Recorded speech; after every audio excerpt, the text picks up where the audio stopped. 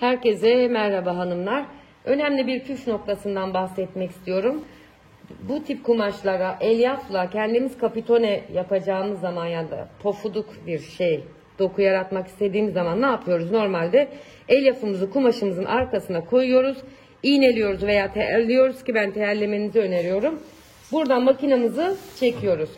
Ancak şöyle bir söylemek istiyorum. Elyaf direkt makineye koyulduğu zaman şu elyafın özelliğinden kaynaklanan makine dişlilerinin arasında takılır ve tutar. Dikmemiz zor olur, kayması zor olur.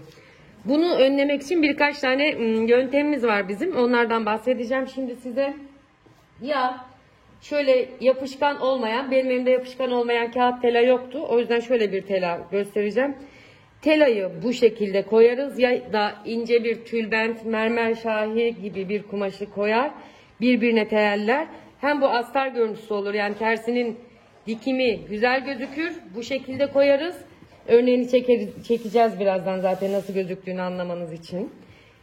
Şöyle ya da eğer hani maliyeti azaltmak istiyorsanız ve ben o kadar çok kumaş harcamak istemiyorum diyorsanız mutlaka parşömen kağıdını koyup şöyle iğneleyip veya teyelleyip makineye şu şekilde koymanız gerekiyor ki bu parşömen kağıdı veya tela bunun dişlilerin arasında rahatlıkla kaymasını sağlayacaktır.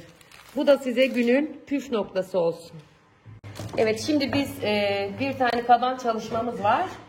Onun için yapmayı düşünüyoruz aslında bunu. Bir deneme yapacağız.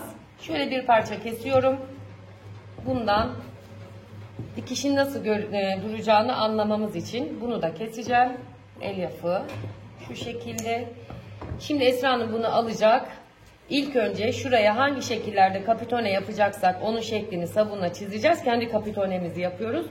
Altına elyafı koyacağız. Az önce söylediğim teknikleri, bu hani dişlerin arasına rahat kayar demiştik ya. Aynı zamanda elyafın dişleri zedelemesine ve makinamızın içinin kirlenmesine de engel olur. Bunun altına biz şimdilik tela veya parşömen kağıdı koyup bir örnek çalışması yapacağız. Hem kendimiz hem de sizler için. Evet, şimdi teyelliyoruz deneme çalışması için. Şöyle göstereyim.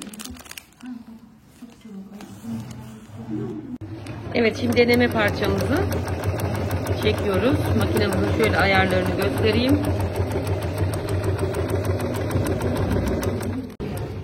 Evet, 3'te şu ayar oldu ve çok hoşumuza gitmedi şu an. Tekrar biraz ayarı büyüteceğiz. Parşömen arkasına teyelledik. Sonucu hep beraber görürüz. Makinamızın ayarları 4'e 3,5 iken şu elyafsız parçada görüntümüz şuyken elyaflı parçada görüntü şuna dönüşüyor. Görüntüyü netlemeye çalışıyorum. Biraz fark ediyor. Yani elyaf dikerken makinamızın normal ayarlarında da oynama yapmamız gerekiyor. Şimdi de enine olan tarafı yapacağız. İpimiz kopuyor sürekli. Makinamız elyafla ilk kez mi tanışıyordur nedir ben de anlamadım yani. Habire ip kopartıyor. Gene ayarlarımızda bir düzenleme yapmamız gerekiyor demektir bu da.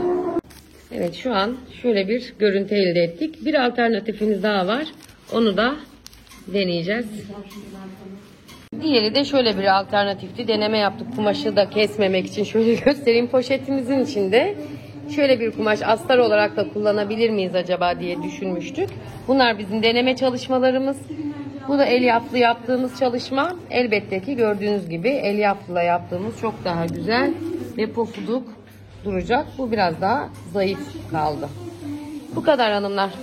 Teşekkür ederiz.